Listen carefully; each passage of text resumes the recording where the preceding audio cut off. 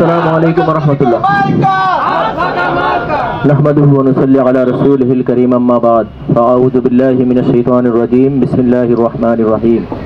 अला लहुल खल्क़ु वल अम्र। আমরা দুরূদ শরীফ পড়ি আল্লাহুম্মা সাল্লি আলা সাইয়্যিদিনা ওয়া নাবিয়িনা ওয়া শাফিঈনা ওয়া হাবিবিনা মাওলানা মুহাম্মদ সাল্লাল্লাহু আলাইহি ওয়া আলা আলিহি ওয়া আসহাবিহি ওয়া বারাকা ওয়া সাল্লাম। ইসলামী আন্দোলন বাংলাদেশ নোয়াখালী দক্ষিণ জেলা শাখা কর্তৃক আয়োজিত আজকের এই নোয়াখালী ৫ আসন কবিরহাট কোম্পানিগঞ্জ ২ থানা কর্তৃক আয়োজিত আজকের এই তৃণমূল দায়িত্বশীলদের মতামত গ্রহণ অনুষ্ঠানের সম্মানিত সভাপতি, উপস্থিত জেলা নেতৃবৃন্দ, উপজেলা নেতৃবৃন্দ ও আমার সামনে উপস্থিত আমাদের সম্মানিত তৃণমূল দায়িত্বশীল ভাইয়েরা, ইসলামী আন্দোলন বাংলাদেশ বিগত দিনে প্রার্থী নির্বাচনের ক্ষেত্রে শুধুমাত্র উপজেলা দায়িত্বশীলদের মতামত গ্রহণের মাধ্যমেই আমাদের মোহতারাম আমির কেন্দ্রীয় নির্বাচন পরিচালনা কমিটি যাচাই বাছাই করে প্রার্থীদের মতামত গ্রহণের মাধ্যমে মোহতারাম আমির প্রার্থীর ঘোষণা দিতেন। কিন্তু এবছর আমাদের সিদ্ধান্ত হয়েছে যে জাতীয় সংসদ নির্বাচনের পূর্বে অবশ্যই তৃণমূল দায়িত্বশীলদেরকে মূল্যায়ন করে তাদের মতামত গ্রহণ করতে হবে। আমরা অনেক সময় দেখা যায় উপজেলা বা জেলা নেতৃবৃন্দের সাথে যাদের সুসম্পর্ক থাকে, অনেক সময় দেখা যায় ২-১ জন ব্যক্তির নামই তারা কেন্দ্রে পাঠিয়ে দেন। তৃণমূলদের মধ্য থেকে যদি মতামত গ্রহণ করা হয় তাহলে হয়তোবা তাদের মতামত গ্রহণের মাধ্যমে পুরো আসনের একটা চিত্র আমাদের কাছে আমরা পাওয়া সম্ভব হয়।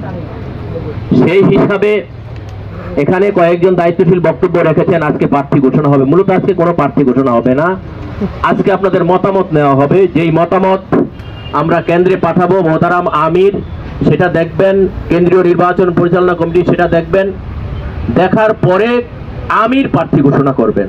প্রার্থী কোনো আমরা ঘোষণা করব না, আমরা মতামত নিতে আসছি আপনাদের। এই মতামতের একটা প্রতিবেদন কেন্দ্রে যাবে। আমরা কেন্দ্র থেকে এখানে আমাদের কেন্দ্রের ছাপানো ব্যালট পেপার আমরা নিয়ে এসেছি, যার মধ্যে প্রত্যেকটা ব্যালটে ক্রমিক নাম্বারও আছে। ওই ব্যালট পেপার সহ এখানে যে সমস্ত প্রার্থীর নাম আসবে, একাধিক প্রার্থীর নাম নিচে আসবে, ওই প্রার্থীর নাম সহ আমরা কেন্দ্রে পাঠিয়ে দেব। মূলত আজকে এই যে তৃণমূল জনশক্তি, এটা হলো আমাদের সবচাইতে গুরুত্বপূর্ণ বিষয়। প্রান্তিক জনশক্তিকে যদি আপনি মূল্যায়ন না করেন তাহলে সংগঠনের কাজ কখনো হবে না। প্রান্তিক জনশক্তির মত একদিকে, আমাদের জেলা উপজেলা দায়িত্বশীলদের মত একদিকে, তাহলে কিন্তু কাঙ্ক্ষিত আমরা গড়ে তুলতে পারবো না। সম্মানিত উপস্থিতি, আজকে এখানে আমাদের মতামত, এটা একটা প্রাথমিক প্রক্রিয়া। একজন জাতীয় নির্বাচনের প্রার্থীর জন্য আরো অনেকগুলো ক্রাইটেরিয়ার সামনে থাকে, অনেকগুলো বিষয় সামনে থাকবে।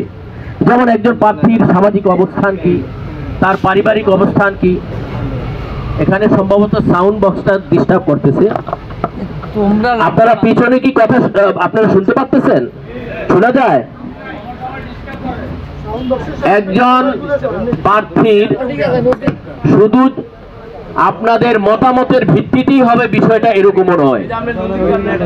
একজন প্রার্থীর তার পারিবারিক অবস্থান, সামাজিক অবস্থান, আর্থিক অবস্থান, প্রশাসনের সাথে তার সম্পর্ক এবং আমাদের নেতা কর্মীদের সাথে, তৃণমূলের সাথে তার সম্পর্ক, এই বিষয়টিও মূল্যায়নের বিষয়। অপরদিকে সর্বসাকুল্যে একজন প্রার্থী আমার যে আমি দেব, আমাদের বিপরীত প্রার্থী থাকবে না? অন্য দলের প্রার্থী থাকবে কি থাকবে না? ওই প্রার্থীর প্রতিদ্বন্দ্বী প্রার্থী হয় কিনা সেটাও আমাদেরকে দেখতে হবে। কারণ আমি একজন প্রার্থী দিলাম, অন্য দলের প্রার্থী তাকে প্রার্থী হিসাবেই গণনায় ধরে না, এমন প্রার্থীর কি লাভ হবে? বরং আমরা এখানে আমাদের সভাপতি সাহেব বলেছেন আমরা আগে ভোট যা পেয়েছি এখন একটু বেশি পাবো, বিষয়টা এরকম নয়।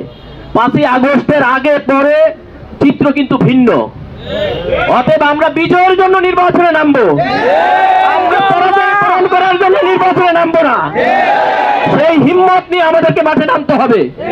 মাঠ আমাদের জন্য উর্বর, আমরা হয়তো কাজ করি না, মাঠ আমাদের দিকে তাকিয়ে আছে, এই জাতি পীর সাহেব চরমনের দিকে তাকিয়ে আছে। জাতি শান্তি চায়, মুক্তি চায়, জাতি তার অধিকার পেতে চায়। অধিকার দেওয়ার মতো নেতা বাংলাদেশে এখন খুঁজে পাওয়া যায় না পীর সাহেব চরমনাই ব্যতীত। অতএব আমরা যদি সেভাবে নার্সিং করতে পারি, আমরা যদি ডোর টু ডোর যেতে পারি, ইনশাআল্লাহ বিজয় আমাদের সুনিশ্চিত। কিন্তু সেই বিজয়ের জন্য আমাদেরকে নামার মতো নামতে হবে। আমার প্রার্থী দিব, কিন্তু দেখা যাবে মাঝ পথে সে দেখা যায় অনীহা প্রকাশ করবে, টাকা খরচ করার ব্যাপারে কার্পণ্য করবে। সম্ভবত যদি আমাদের প্রত্যেক ওয়ার্ড দায়িত্বশীল এখানে আসতেন, তাহলে তো এরকম কয়েকটা জায়গার প্রয়োজন হতো, হয়তো বা সবাই আসেন নাই। মূলত আমাদের সার্কুলার ছিল ইসলামী আন্দোলন বাংলাদেশ জেলা কমিটি, আন্দোলন মুজাহিদ কমিটি। জেলা কমিটির দায়িত্বশীল যারা এই আসনের ভোটার, এই আসনে যারা ভোটার, তারা এখানে মতামত দিতে পারবেন। আবার জেলা দায়িত্বশীল যারা অন্য আসনের ভোটার, তারা সেখানে মতামত দিবেন। একজন দায়িত্বশীল এক জায়গায় মতামত দিবেন। একজন দায়িত্বশীলের একাধিক পদ আছে, আপনি একটি মাত্র মতামত দিবেন। আপনার একাধিক পদ থাকার কারণে একাধিক ব্যালট কিন্তু আপনি পাবেন না, এটা বুঝতে হবে। আবার আমরা উপজেলা, ইউনিয়ন, ওয়ার্ড একেবারে আন্দোলন মুজাহিদ কমিটি, ছাত্র আন্দোলন, যুব আন্দোলন, শ্রমিক আন্দোলন, জাতীয় ওলামা মাসায়েখ আইম্মা পরিষদ সহ আমাদের সকল সংগঠন এখানে মতামত দিতে পারবেন। সকল সংগঠনের জন্য উন্মুক্ত। শুধুমাত্র এখানে যারা দায়িত্বশীল নয় তারা মতামত দিতে পারবেন না। তাই আজকে আমাদের এখানে যেহেতু খোলা মাঠে আয়োজন করেছেন, চতুর্দিকেই আমাদের দায়িত্বশীল আছেন, দায়িত্বশীলের বাহিরে কেউ আছেন কিনা এটা আপনাদেরকে ইনশিওর করতে হবে। আমাদের বিভিন্ন ইউনিয়ন, ওয়ার্ড এবং উপজেলার দায়িত্বশীলরা, যদি দায়িত্বশীলের বাহিরে কেউ থেকে থাকেন, তারা দয়া করে আমাদের এই বাউন্ডারির বাহিরে কিছু সময় অবস্থান করবেন। আমরা কিন্তু ওইখান থেকে দায়িত্বশীলের একটা নির্দিষ্ট সময়ে স্বেচ্ছাসেবক দিয়ে কিন্তু ওই প্রবেশমুখ ব্লক করে দিব। প্রবেশমুখ ব্লক হওয়ার পরে আমাদের এখানে দুই উপজেলা যেহেতু আছে, দুই উপজেলা সভাপতি এবং সেক্রেটারির হাতে আমি ব্যালট পেপার তুলে দিব। আপনারা এখানে সারিবদ্ধভাবে দুইটা লাইন করবেন, আপনাদের হাতে ব্যালট পেপার চলে যাবে। ব্যালট পেপার যাওয়ার পরে আপনার সুচিন্তিত মতামত আপনি দিবেন, কাহারো কাছে জিজ্ঞাসা করে নয়। আপনার লেখাও কাহাকে দেখাবেন না এবং কাহাকে লেখার ক্ষেত্রেও আপনি কোনো নাম বলবেন না।